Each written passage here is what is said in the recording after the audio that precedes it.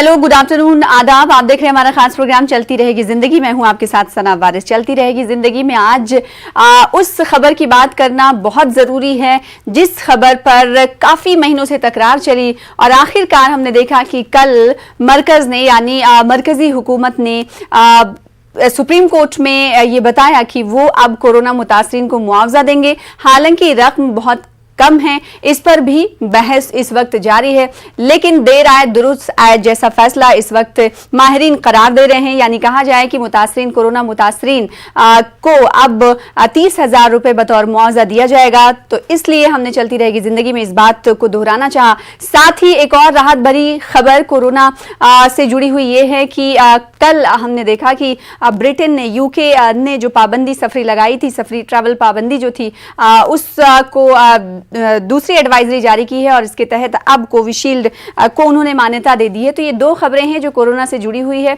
इसीलिए हमने आपके सामने रखा। और साथ ही हम ये जान रहे हैं कि इस वक्त वबाई अमराज से 4 जानी अफरा तफरी मची हुई है। और इस कोरोना खतरे के अलावा अगर साइबर क्राइम के खतरे की बात करें तो वो भी मिटता हुआ नहीं बल्कि बढ़ता हुआ ही दिखाई दे रहा है। तो एक पुलिस महकमा और एक साइबर सेल कैसे इन तमाम खबरों को और इन तमाम चीजों को टैकल करते हैं, ये भी जानना बहुत जरूरी हो जाता है। दूसरा, मौजूदा वक्त में अगर कोविड की अगर हम बात करें तो आज 31,000 से ज्यादा नए केसेस कोरोना के आए हैं, तो वहीं 282 लोगों की मौत हुई है कोरोना से। लेकिन जैसे जैसे तादाद कम हो रहे हैं वैसे वैसे केरल में ये देखा जा रहा है कि कोरोना केसेस कम होने के बावजूद भी अमवात की तादाद जो है बढ़ती हुई दिखाई दे रही है। तो इसके वजूहात क्या हैं, वजूहात को टटोलने की हम कोशिश करेंगे, इसलिए हम डॉक्टर साहिबान को मदऊ करते हैं ताकि वो तमाम चीजों को करीबी से देखें और उस पर अपना मशवरा दे। साथ ही एक और खबर यहां पर आपको बता दें कि जैसा कि मैंने कुछ देर पहले बताया कि साइबर क्राइम से कैसे निपटा जाए, साथ ही नेशनल इंटरनेशनल क्राइम की बात मैं इसलिए इस शो में कर रही हूं क्योंकि आज एक खास शख्सियत को हमने मदऊ किया है जो इन तमाम चीजों पर काबू पाते हैं। वो डिपार्टमेंट ही उनका है। जी, हम बात कर रहे हैं डीसीपी क्राइम ब्रांच कानपुर की, जो अब से कुछ देर बाद हमारे साथ होंगे। आप उन्हें टीवी स्क्रीन पर देख पाएंगे। तो चलिए प्रोग्राम की शुरुआत करते हैं और सबसे पहले खास मेहमानों का तारुफ आपसे करा देते हैं। हमारे साथ सलमान ताज पाटिल साहब जो कि आईपीएस हैं, डीसीपी क्राइम ब्रांच कानपुर से। आपका वेलकम करते हैं और शुक्रिया न्यूज़ 18 उर्दू को वक्त देने के लिए। साथ ही साथ एक और खास मेहमान हमारे दरमियान मौजूद हैं, डॉक्टर तमोरिश कोले साहब जो कि इमरजेंसी मेडिसिन एक्सपर्ट हैं। आपका भी वेलकम करते हैं अपने खास शो चलती रहेगी जिंदगी में। सबसे पहले सलमान ताज साहब, आपका एक बार फिर से शुक्रिया अदा करूंगी और ये सवाल कि जब आप के हाथ में कमान सौंपी गई कानपुर क्राइम ब्रांच की, उस वक्त से लेकर अब तक कानपुर सिटी को आप किस तरह से देखते हैं? आपको लगता है जो पहले बदलाव नहीं हुआ था वो आपके आने के बाद ये बदलाव हुआ है, या फिर आप मुस्तकबिल के लाए अमल को किस तरीके से स्ट्रैटेजी उसको बनाते हुए दिखाई दे रहे हैं और महकमे को किन किन चीज़ों को आपको लग रहा है कि ये तमाम लूप होल्स हैं जिन्हें आपने दुरुस्त किया या फिर दुरुस्त करने की ज़रूरत है? जी, शुक्रिया बहुत बहुत सना जी इस प्रोग्राम में बुलाने के लिए। आपने जैसे कहा कि कानपुर में मार्च के आखिरी हफ्ते में पुलिस कमिश्नरेट सिस्टम लागू हुआ और पहली बार ये यहाँ इसका प्रयोग किया गया। कानपुर में इससे पहले एसएसपी रहा करते थे और उसके बाद जब से यहाँ पुलिस कमिश्नरेट सिस्टम लागू हुआ तो कई सारे अफसर deputy commissioner of police rank के यानी एसएसपी रैंक के यहाँ पोस्ट हुए।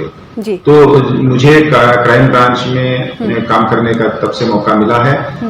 एक बहुत ही इम्पोर्टेंट चीज मैंने नोटिस की थी, क्योंकि पिछले कुछ समय से ऑनलाइन काम करने का, ऑनलाइन पढ़ाई करने का, ऑनलाइन खरीदारी करने का, कोरोना की वजह से हो या अन्य पहले से जो बढ़ गया है ट्रांजैक्शंस ऑनलाइन, सबके बैंक अकाउंट्स खुले हैं, तो इतनी रैपिड मतलब बहुत ही फास्ट वे में साइबर क्राइम भी बढ़ा है, जो बहुत बड़े चैलेंज के रूप में हमारे सामने वो आया है।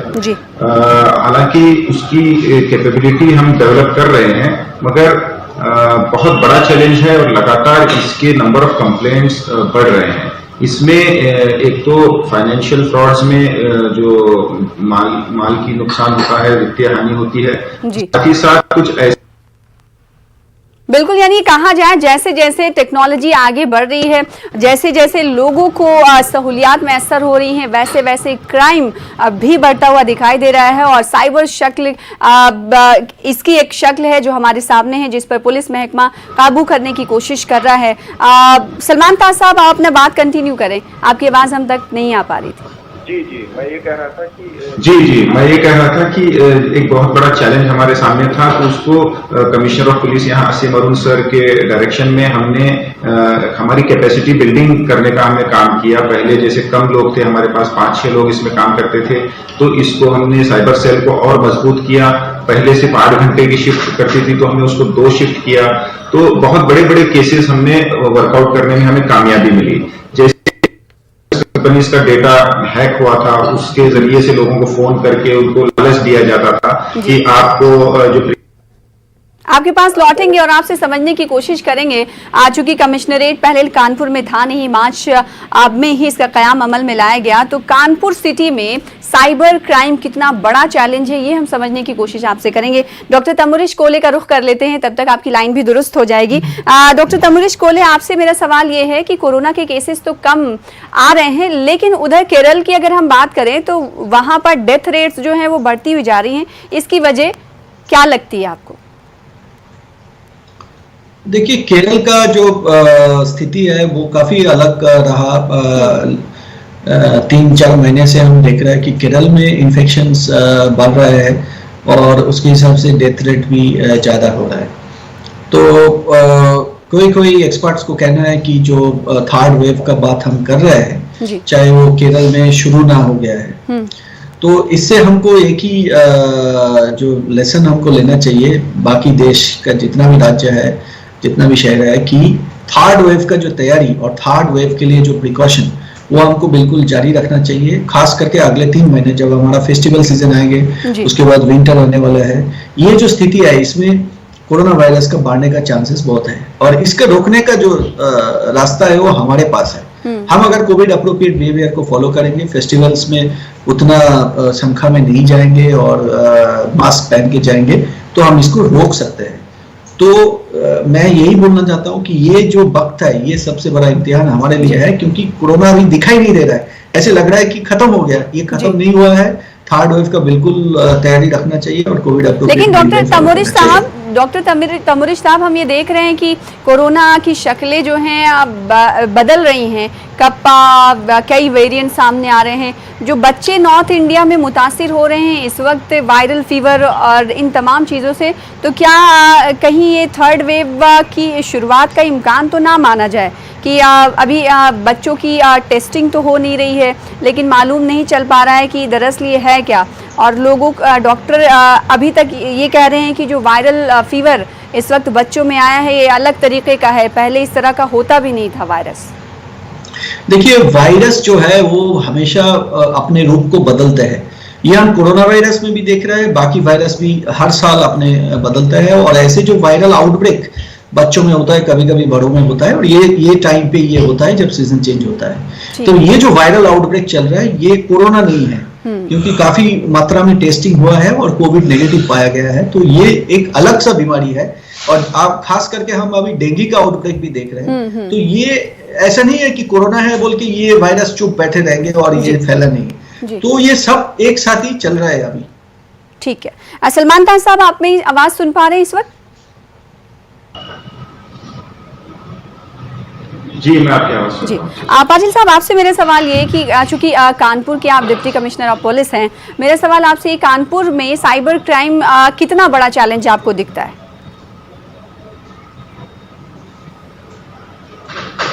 जैसे मैं आपको बता रहा था कि बहुत बड़े पैमाने पर ये चैलेंज बन के सामने आया है, क्योंकि हर कोई आजकल ऑनलाइन और इंटरनेट के जरिए जुड़ा हुआ है। या तो सोशल नेटवर्किंग साइट से जुड़ा है इंसान, या तो फाइनेंशियल ट्रांजैक्शंस के लिए जुड़ा है, या एंटरटेनमेंट पर्पस के लिए जुड़ा है, या बिजनेस पर्पस के लिए जुड़ा है।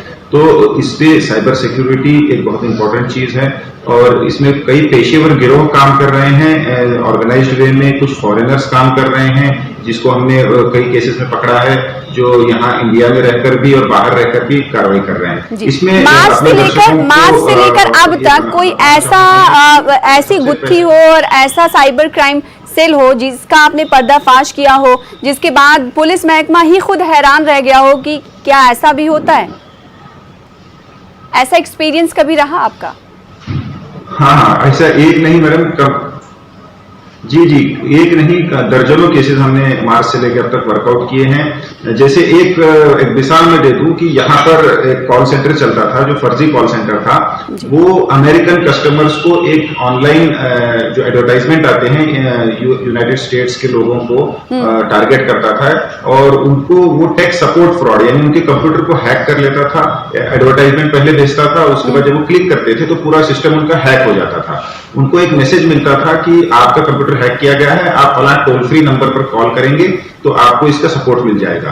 तो ये कहते थे उनसे उस हैक को या उस लॉक को ब्रेक करने के लिए $2000 उनसे लिया जाता था और उनको एक रिमोट एक्सेस उनका स्क्रीन दिया जाता था, उनको एक इंस्टॉल कराया जाता था सॉफ्टवेयर जिससे उनके स्क्रीन पर जो कुछ चल रहा है वो एक्सेस ये लोग करते थे यहाँ बैठकर। कुछ वक्त के बाद उनको फिर फोन करते थे कि आपका गलती से कुछ ज्यादा पैसा हमने ले लिया और उनसे कहते थे कि हम आपको रिफंड करेंगे और बैंक डिटेल्स दीजिए। जब वो अपना अकाउंट खोलते थे बैंक में, उसको वो एक्सेस करते थे रिमोटली और उसके जरिए उनसे वापस दोबारा ये कहकर पैसा लेते थे कि हमने आपको जो रिफंड करना था $200 वो गलती से 2000 हो गया है और उनके अकाउंट को मैनेज करते थे।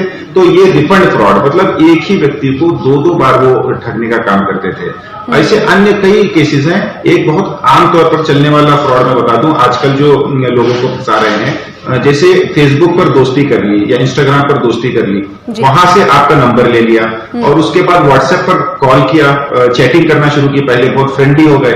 इसके बाद वीडियो कॉल किसी लड़की ने की और वहां पर उस लड़की ने मतलब एक ऐसी वीडियो चला दी जो बहुत आपत्तिजनक है, जो असहज है, आप समझ सकते हैं। तो उसको स्क्रीन रिकॉर्ड करके वापस आपको भेज दिया वो वीडियो, ये कहते हुए कि आप जो ये अश्लीलता भरा वीडियो देख रहे थे, इसको हम सार्वजनिक कर देंगे, आपके परिवार को दिखाएंगे। तो इसको नहीं करने के लिए आपको इस अकाउंट में पैसा डालना पड़ेगा। तो इससे एक्सटॉर्शन का फ्रॉड हो गया। इसी तरह दर्जनों अलग अलग तरीके के फ्रॉड्स हम लोग देख रहे हैं। ईमेल ये मामला बहुत बढ़ गया है, ये मामला बहुत बढ़ गया है क्योंकि इस तरह की खबरें भी आती हैं तो जो विक्टिम होते हैं वो कहीं ना कहीं सुसाइड भी कर लेते हैं, ऐसी खबरें आती हैं। तो इन तमाम मामलों को, इन तमाम मसलों को कैसे डील करते हैं आप?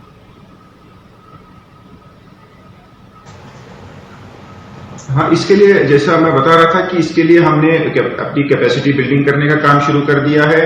जितने भी मामले आ रहे हैं तुरंत उसमें हम FIR दर्ज कर रहे हैं, उसकी प्रॉपर इन्वेस्टिगेशन करके मुलजिमों को अरेस्ट कर रहे हैं। इसमें मगर मसला ये आता है कि इसके मुलजिम लोकल नहीं होते हैं, वो या तो अदर स्टेट्स के, साउथ इंडिया के होते हैं, नॉर्थ इंडिया के, कहीं के भी हो सकते हैं। तो हर केस को टैकल करना अपने आप में एक बड़ा चैलेंज है।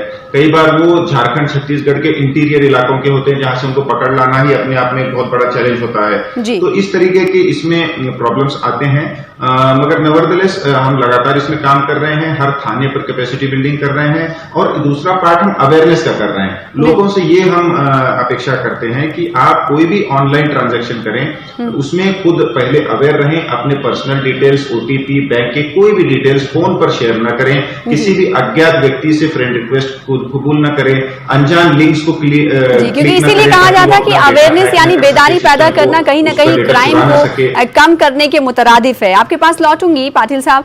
तमुरिश साहब जो कि डॉक्टर साहब हैं हमारे दरमियान मौजूद हैं। तमुरिश साहब, NDMA की बात में कुछ देर पहले कर रही थी, नेशनल डिजास्टर मैनेजमेंट अथॉरिटी ने जो कोविड मुतासरीन थे, विक्टिम थे, उनको 30,000 रुपीज मुआवजे के तौर पर देने का हुक्म किया है, देने की बात कही, ऐलान किया है। इस मुआवजे की रकम को एक डॉक्टर कैसे देखता है, क्योंकि हम जान रहे हैं कि कोरोना दौर में किस तरह से उनके घर वाले परेशान थे, कई जाने गई लोग परेशान थे और कोविड डेथ सर्टिफिकेट भी उन्हें नहीं मिल पा रहा था। तो आपको लगता है कि ये रकम काफ़ी है या फिर और होना चाहिए? देखिए, एक जिंदगी का कोई कीमत नहीं है। जो लोगों को हमने खोए है कोविड के दौरान और अभी भी डेथ हो रहा है, उनका कोई रिप्लेसमेंट नहीं हो सकता है। और अगर खास करके जो फैमिली अर्निंग मेंबर है वो अगर चले गए तो पूरा फैमिली के ऊपर इसका असर पड़ता है। तो मैं इसको एक फैमिली सपोर्ट के हिसाब से देखना चाहता हूँ, कोई मतलब रिप्लेसमेंट कॉम्पेंसेशन के हिसाब से नहीं देखना चाहिए इसको। हालांकि ये अंक कम लगता है मेरा पर्सनल ओपिनियन में। बेहतर यही होगा कि इनका फैमिली सपोर्ट कैसे इनको नौकरी दिया जाए, कैसे इनके बच्चे को स्कूल में पढ़ाया जाए, कैसे इनको हेल्थ का कवर मिले, इसके ऊपर ध्यान देना चाहिए। खाली ये वन टाइम कॉम्पेंसेशन देके हम ज्यादा आगे इनका हेल्प, इनकी मदद नहीं की जा सकती। इस हवाले से सियासी तबसरे क्या हैं, इसे जानने के लिए आप हमारा प्रोग्राम देख सकते हैं। दो रुख, इस पर ही हम आज बातचीत करने वाले हैं। पाटिल साहब का रुख कर लेते हैं। पाटिल साहब, जैसा कि आप 2012 के बैच के IPS हैं, उस वक्त से लेकर अब तक 2021 आ गया है, ये सफर आपका कैसा रहा सिविल सर्विस का? काफी देर बहुत ही अच्छा रहा, बहुत ही चूंकि आपको अब नई कमान सौंपी गई है, अब से कुछ दिनों या महीनों पहले आप दूसरी जगह काम करते रहे होंगे, दूसरे डिस्ट्रिक्ट्स में रहे होंगे, अभी आप साइबर सेल को संभालने की आपको जिम्मेदारी दी गई है, तो उसमें और इसमें फर्क क्या है? चैलेंजिंग है? हाँ, बहुत चैलेंजिंग। गाजियाबाद भी रहा हूँ। सिर्फ साइबर सेल ही नहीं, क्राइम ब्रांच एक ओवरऑल क्राइम, ऑर्गेनाइज्ड क्राइम जितने भी होते हैं, चाहे वो पेशेवर हत्या करने वाले हों, पेशेवर डकैती डालने वाले हों, लूट करने वाले, पेशेवर हत्या करने वाले हों, पेशेवर डकैती डालने वाले हों, लूट करने वाले हों, गैंगस्टर्स हों, सब पर हम काम करते हैं। मगर ये जो चैलेंज साइबर क्राइम का आया है, एक स्पेशल तरीके में, स्पेशल एडिशनल है, ये कहा जा सकता है। और डेफिनेटली आपने जो सवाल किया कि अभी तक, जी जैसे आपने कहा कि अभी तक का जो एक्सपीरियंस कैसा रहा, मैं कहूंगा कि मैं खुशकिस्मत हूं कि इस वर्दी को मुझे पहनने का मौका मिला और लोगों की खिदमत करने का मौका मिला। इतने जो डायरेक्ट हेल्प पुलिस कर सकती है, ये जो मैंने सोचा था अपनी जिंदगी में पुलिस ऑफिसर बनने से पहले कि मैं ये सब कर पाऊंगा, तो उससे ज्यादा काम करने का मुझे मौका मिला, लोगों के दुख दर्द दूर करने का मौका मिला, और ये बहुत मेरे लिए खुशी की बात है। और उम्मीद है कि आने वाले वक्त में भी और अच्छे तरीके से और ऑर्गेनाइज्ड वे में हम इसको काम करके अपने लोगों को ज्यादा से ज्यादा खिदमत करने का हम काम करेंगे। जी, तो ये बात प्रोफेशनल हो गई। अगर थोड़ी सी पर्सनल जिंदगी की औराक आपको पलटने की आपकी कोशिश करें, तो हमने अभी जितनी हमें जानकारी मिली है कि आपको घुड़सवारी का भी शौक है, इसके अलावा भी कई शौक होंगे, तो हम चाहते हैं कि आप इस वर्दी में दिखाई तो दे रहे हैं, लेकिन इस वर्दी के अंदर एक इंसान है और इंसानियत भी है। वो कौन कौन से शौक रखता है, व्यूवर्स को बताइएगा। जी बिल्कुल, जब हम ट्रेनिंग करते थे तो बहुत सारी नेशनल पुलिस एकेडमी हैदराबाद में कई चीजें हमें सिखाई गई, तो उसमें से कुछ चीजों को हमने चुन लिया। उससे पहले भी हम लोग कुछ चीजें अपने पर्सनल हॉबी के रूप में करते थे, तो उसमें घुड़सवारी एक चीज है। यहाँ कानपुर में फॉर्चुनेटली हमारे पास एक 18 घोड़े हैं पुलिस के, तो उसमें मौका मिलता है। तो ट्रैवलिंग का मुझे शौक है, घुड़सवारी का शौक है, और किताबें कुछ पढ़ने का शौक है, नए लोगों से मुलाकात करने का, वहाँ के कल्चर को समझने का, उनसे बात करने का, ये मुझे कुछ मेरे शौक हैं। तो ये जितना वक्त मिले, इस ड्यूटी के अलावा छुट्टी मिले, मैनेज कर पाते हैं, मौका मिले, तो क्योंकि बहुत हैक्टिक होता है, बहुत हैक्टिक पेशा है आप लोगों का भी, मैनेज कर पाते हैं? जी बिल्कुल, मैंने ये सोच लिया कि जिंदगी में जो काम कर रहे हैं, ये इसको पूरे इंटरेस्ट के साथ करना चाहिए, पूरे खुशी के साथ करना चाहिए, और उसमें वक्त तो निकल जाता है। और जब अपने काम को एंजॉय करना शुरू करते हैं तो कोई ऐसी टाइम मैनेजमेंट की दिक्कत नहीं आती है। कभी आपके वर्किंग आवर्स बढ़ भी जाते हैं, तब भी आपको उतनी उलझन नहीं होती, क्योंकि आप उस काम को एंजॉय कर रहे हैं। तो डेफिनेटली वर्क लाइफ बैलेंस करना जरूरी है, फैमिली को भी वक्त देना जरूरी है, तो ये सब हो पाता है। पुलिस की हालांकि बहुत हेक्टिक शेड्यूल्स हैं, छुट्टी, क्योंकि रहने वालों में महाराष्ट्र सोलापुर जिले का हूं, तो घर दूर होता है, तो बहुत फ्रिक्वेंटली जा नहीं सकते हैं। मगर ये सब बाकी चीजें, फैमिली और हॉलीडेज और अपनी हॉबीज के मैनेज करते हुए काम करना, इसका भी एक अलग मजा है, और इसको हम लोग करते हैं इसी तरीके से। बिल्कुल, आपसे सिविल एस्पिरेंट्स के हवाले से भी हम सवाल कुछ करेंगे, उनके लिए आप क्या मैसेज देना चाहेंगे? डॉक्टर तमुरिश साहब का रुख कर लेते हैं। तमुरिश साहब, हम ये देख रहे हैं कि अभी भी बच्चों के वैक्सीनेशन के हवाले से कोई एडवाइजरी अभी आई नहीं। कुछ डॉक्टर्स, ये माहिरीन मान रहे हैं कि आने वाले कुछ दिनों में हो सकता है इस हवाले से ऐलान कर दिया जाएगा। अभी जो वैक्सीनेशन हमारे मुल्क में हुआ है, उस वैक्सीनेशन को आप किस तरह से देखते हैं? क्या सही है? क्या आपको लगता है कि नहीं, बच्चों के वैक्सीनेशन की अगर इजाज़त पहले ही ऐलान हो गया होता तो शायद इसमें और इजाफा होता? क्योंकि कुछ सेरो सर्वेज हुआ है और सेरो सर्वेज में ये दिखा गया है कि फर्स्ट और सेकेंड वेव में भी बच्चों में काफी मात्रा में इन्फेक्शन हुए थे, लेकिन बच्चे के कोई भी कारण के मुताबिक बच्चे जो एज ग्रुप है, जो पीडियाट्रिक एज ग्रुप है, उतना असर नहीं पड़ा। तो जब वैक्सीनेशन शुरू हुआ वो phase by phase, grade wise हुआ। सबसे पहले फ्रंटलाइन वर्कर्स जो है, doctor, health care workers, police, ये सबको दिया गया। उसके बाद एक एज ग्रुप को दिया गया और ये जो है एक साइंटिफिक तरीका है, हर देश ऐसे कर रहा है। तो अभी मेरे हिसाब से कुछ ही दिनों के अंदर बच्चे में वैक्सीनेशन का जो ऐलान हो जाएगा, गाइडलाइंस और प्रोसीजर रेडी हुआ है और बच्चे में भी वैक्सीन करना जरूरी हो गया है, क्योंकि वो लोग भी अभी स्कूल जाना शुरू करेंगे, ये करेंगे। तो जी, क्योंकि बच्चे स्कूल जा रहे हैं, उनके वालिदैन तशवीश में मुब्तला हैं। एक सवाल और हम आपसे पूछना चाहेंगे, कोरोना के बाद एक्सपर्ट का ये कहना है कि दिल से जुड़ी हुई बीमारियां ज्यादा सामने आई हैं, ऐसा क्यों, क्या वजह? देखिए, दो कारण है। एक तो कोरोना काल में चाहे दिल का बीमारी हो, चाहे वो स्ट्रोक है, ब्रेन का जो अटैक होता है, चाहे कैंसर केयर हो, उनका जो चिकित्सा है, उनके लिए लोग अस्पताल नहीं पहुंचे, डर पैदा हो गया है, लॉकडाउन का इफेक्ट था, तो काफी जो केयर है वो डिलेड हो गया था। तो इस टाइम पे जो बाकी जो बीमारी है उनके ऊपर हमारा ध्यान ठीक से नहीं गया। सेकेंडली, दिल का बीमारी कोविड का एक बड़ा कॉम्प्लिकेशन की तरह भी आए। बहुत सारे कोविड पेशेंट ऐसे भी ठीक हो गए, घर गए, उसके बाद उनका अचानक दिल का दौरा हो गया, ऐसे भी देखा गया है। क्योंकि कोविड के कारण जो कोएगुलेशन का जो प्रोसेस है उनमें काफी बदलाव आते हैं, और अगर एक आदमी कोविड के बाद ही वो प्रिकॉशन ना फॉलो करे, जल्दी अपने नॉर्मल जिंदगी में वापस जाने की कोशिश करे, तो हार्ट अटैक का चांसेस बढ़ जाता है। तो ये दो कारण है जिसके ऊपर हमको ध्यान देना पड़ेगा, ध्यान देने की जरूरत है। सलमान खान फाजिल साहब, आपके पास मैं आऊंगी। चूंकि कहा जाता है कि जितना हमने सीखा उसे हमें देने की जरूरत भी होती है। सिविल एस्पिरेंट्स को लेकर मेरा सवाल आपसे ये है, चूंकि आप इस ओहदे पर फायज है, जाहिर सी बात है बहुत सारे ऐसे लोग आप मिलते होंगे जो वर्दी को देख कर इंस्पायर होते होंगे। उन लोगों के लिए आपका टेक क्या रहता है, सोसाइटी के उन लोगों के लिए जो इस फील्ड में आना चाहते हैं, और उनका इस प्लेटफॉर्म के जरिए उनसे आप क्या मैसेज, आपका पैगाम क्या होगा कि अगर इस फील्ड में आना चाहते हैं तो बेझिझक आए, सिर्फ और सिर्फ जोश और जज्बे के साथ, और आपका टेक उन लोगों के साथ क्या रहता है?